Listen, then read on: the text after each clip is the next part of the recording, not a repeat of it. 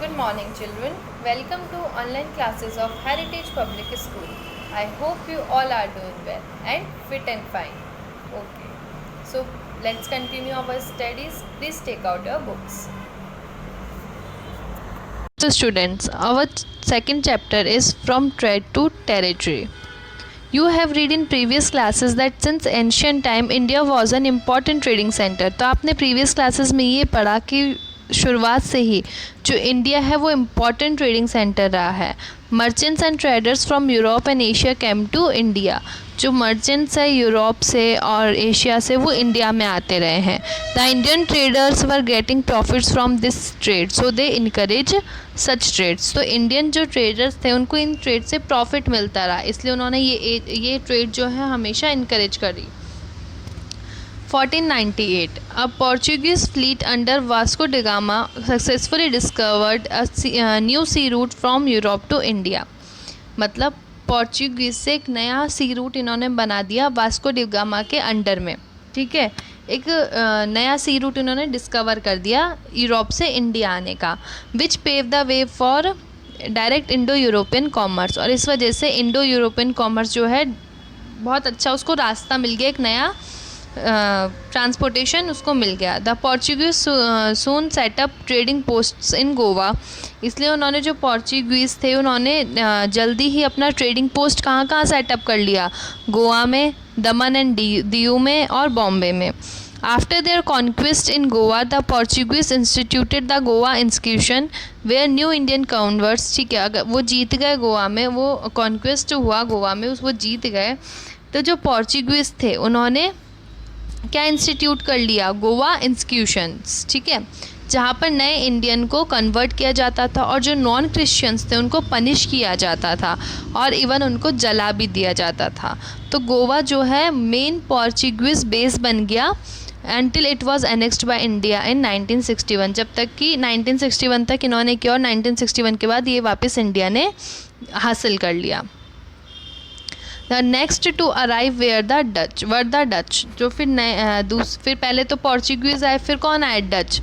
They establish ports in Malabar. और उन्होंने अपने पोर्ट्स कहाँ इस्टेब्लिश किए, मालबार में. However their expansion in India was halt. मतलब उनका एक्सपेंशन जो है इंडिया में वो हॉल्ट पे रख दिया गया, वो रुक गया. क्यों? क्योंकि वो उनकी डिफीट हो गई थी बैटल ऑफ कोलाचल में by the kingdom of Travancore during the Travancore Dutch war. इस वॉर के दौरान उनकी हार हो गई थी, वो डिफ़ीट हो गए थे. The Dutch never recovered from the defeat. और डच जो है कभी इस डिफ़ीट से रिकवर नहीं कर पाए. And no longer post a large colonial threat to India. The numerous trading companies were coming for buying goods such as spices, cotton, silk and indigo. बहुत सारी ट्रेडिंग कंपनीज जो है इंडिया में आती थी गुड्स बाय करने के लिए, जैसे कि स्पाइसेस, मसाले हो गए, कॉटन हो गए, सिल्क हो गए, इंडिगो हो गए, सब यहाँ पर बाय करने आती थी. They all wanted to buy these goods at low price. ये सब है ना, ये सारे सामान लो प्राइस पे ख़रीदना चाहते थे और इनको अपनी कंट्री में जाके हाई प्राइस पे बेचना चाहते थे. As they all were buying from India so their profits earn begin to shrink. जैसा कि ये सब बहुत सारे जो हैं वो इंडिया से ही ख़रीदना चाहते थे और इंडिया से ट्रेड करते थे, तो इनका प्रॉफिट जो है वो धीरे धीरे श्रिंक होने लगा, कम होने लगा. This led to rivalry among them. और इस वजह से इनके आपस में राइवल स्टार्ट हो गए. The internal conflict among Indian kingdoms gave opportunities to the European. और इंटरनल कॉन्फ्लिक्ट हमारे राजाओं के बीच में तो शुरू से इंटरनल कॉन्फ्लिक्ट रहा है, तो इस वजह से जो यूरोपियन ट्रेडर थे वो सक्सेसफुल रहे, उनको अपॉर्चुनिटी मिल गई. किस लिए? To establish political influence and appropriate land. Following the Dutch the British who set up in the west coast port of Surat in 1619. Dutch British जो थे उन्होंने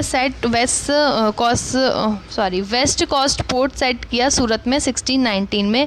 and the French both establish trading outpost in India. और इन्होंने सब ने अपना अपना coast establish कर लिया. Although these continental European powers controlled various coastal regions of southern and eastern India during the ensuing century, they eventually lost all their territories in India. ठीक है, ऐसे तो इन्होंने बहुत सारे कंटिनेंटल यूरोपियन पावर्स जो है ये जो कंटिनेंटल यूरोपियन पावर से ही कंट्रोल करती थी बहुत सारे कोस्टल रीजन को, साउदर्न और ईस्टर्न इंडिया के जो कोस्ट रीजन थे वो इनके थे। लेकिन इंसुइंग सेंचुरी के दौरान, during the ensuing century, they eventually lost all their territories, इन्होंने सारी अपनी टेरिटरीज लॉस्ट कर दी इंडिया ने, with the exception of French outpost of Pondicherry. लेकिन किसने नहीं करी? जो फ्रेंच का आउटपोस्ट था पौंडीचेरी में, चेंडर नागौर थे, and the Portuguese colony of Goa, दामन एंड दीव। इन सब के अलावा बाकी सब ने जो अपनी अपनी पोस्ट थी, कोस्ट थी, वो छोड़ दी थी, मतलब लॉस्ट हो गई थी इनकी। Arrival of British East India company, अब ब्रिटिश इंडिया कंपनी इंडिया में आई तब क्या हुआ? Queen Elizabeth one of England granted a formal royal charter, एक फॉर्मल रॉयल चार्टर मतलब एक प्राइवेट प्लेन उनको दिया, चार्टर उनको दिया, टू द लंदन मर्चेंट्स को एक चार्टर एलिजाबेथ वन ने दिया, ट्रेडिंग द ईस्ट इंडीज़, ताकि वो ईस्ट इंडिया में ट्रेड कर सके, hoping to break the Dutch monopoly, और उनकी होप क्या थी? ताकि वो डच मोनोपोली को तोड़ सके, of the spice trade in what is now Indonesia. During its first century of operation the focus of the company was trade, now not the building an empire in India. First century में उनकी जो motive था वो यही था कि India के साथ ट्रेड करना, ना कि इंडिया पे अपना हक जमाना। English trader frequently engaged in hostilities with the Dutch and Portuguese counterparts in Indian Ocean. The company achieved a major victory over the Portuguese in the Battle of Suwali in 1612 at Suwali in Surat. ठीक है, अब ये India में आ गए, लेकिन इनका क्या हुआ? पोर्चुगीज़ के साथ, डच के साथ ये इनकी राइवल थी। क्यों? क्योंकि वो लोग भी ये सभी यहाँ से लेना चाहते थे, तो इसलिए इन्होंने क्या किया, एक बैटल वहाँ पर लड़ी गई, और इसमें इनको जो ये थी क्वीन एलिजाबेथ की जो थी ईस्ट इंडिया कंपनी, उसको क्या मिला? विक्ट्री मिली over the Portuguese in the battle of Swally. Swally में जो बैटल हुई थी, स्वैली कहाँ है? सूरत में, 1612 में। The company decided to explore the facility of gaining a territorial foothold in mainland India with official sanction from both Britain and Mughal Empire, and requested that the crown launch a diplomatic mission. फिर इनका mission क्या बन गया? India के ऊपर उनकी land को हथियाना, उसके ऊपर अपना अधिकार जताना, ये इनका मिशन बन गया। In 1612 James one instructed sir Thomas Roy to visit the Mughal emperor. James one जो थे उनको उन्होंने इंस्ट्रक्ट किसको किया? सर थॉमस रॉय को। ठीक है, कि क्या कि आप मुग़ल एम्परर का जो कोर्ट है वो विज़िट करके आओ। कौन से मुग़ल एम्परर? नूरुद्दीन सलीम जहांगीर, इनके कोर्ट को करके आओ।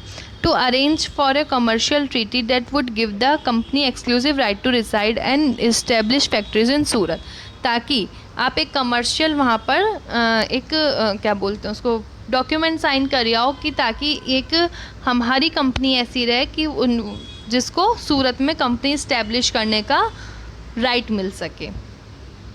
इन return the company offer to provide the emperor with good and rarities from the European market, और इसके रिटर्न में जो ईस्ट इंडिया कंपनी था उसने क्या ऑफ़र किया एम्परर को, कि जो भी यहाँ पर रेयरिटीज़ है, जो यहाँ पर बहुत कम मिलती है, महंगी महंगी चीज़ें, वो हम आपको गुड्स ला कर देंगे, प्रोवाइड कराएंगे। This mission was highly successful, और ये मिशन जो है बहुत सक्सेसफुल रहा। Jahangir sent a letter to James sir Thomas Roy, और जहांगीर ने क्या किया? एक लेटर आखिरकार सेंड कर ही दिया। Okay, let's move on to the next page.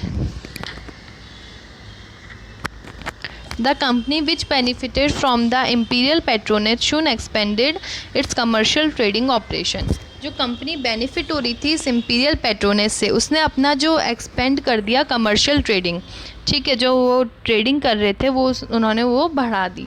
It eclipsed to the Portuguese Estado da India which had establish bases in Goa, Chittagong, Bombay, which Portugal later ceded to England as a part of dowry of Chaithanan of Bhrangaja on her marriage to King Charles II. ठीक है, फिर क्या हुआ? उन्होंने कहाँ establish कर लिया अपना बेस? गोवा में, चिट्टागोंग में, बॉम्बे में, और which Portugal later ceded to England as a part of dowry to.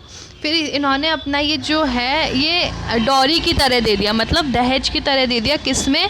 अपनी बेटी की शादी में, to the king Charles second को। ठीक है। East India Company also launches a joint attack with the Dutch United East India Company on Portuguese and Spanish ships of the post coast to China.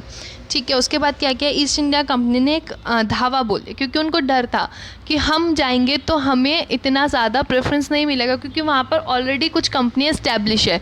तो वो क्या कर रही थी? वो अटैक कर रही थी दूसरी कंपनीज़ पे, जैसे उन्होंने with the Dutch United East India Company on Portuguese पे उन्होंने किया, and Spanish ships of the coast of China which help secure EIC ports in China. और इस वजह से उनको क्या हेल्प मिली कि वो जो EIC पोर्ट्स थे चाइना में उसको वो सिक्योर कर सके।